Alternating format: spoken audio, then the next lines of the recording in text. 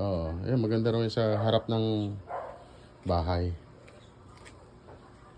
Hindi nakakawa. Ito maganda sa harap ng bahay. Kaso mo, ninanakaw yan. Hindi ko Yung maano. humingi sa akin si LTO, puking ina yan. Doon, pahingin mo ulit. Anak ng puta, namimihasa naman kayo. Basta nakakuha yung akin. Ay, kako nanakawin nyo yun. May presyo yan eh. Hindi pwedeng display eh. Pwede sa malalaking paso.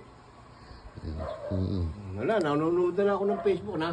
Nabasa ko naman sa kanya yung mga kuha. Ang bayan po. Susurpresahin ko na lang. Nag-text ka. Okay, hindi ako nagre-reply. Tumawag ka, ba't hindi walang audio? Okay na ka ako sa cellphone. Walang audio eh. Kaya nag-text na lang ako sa'yo. Tol, kape. Tol, ibig sabihin, alam mo, ay, na-receive na pala.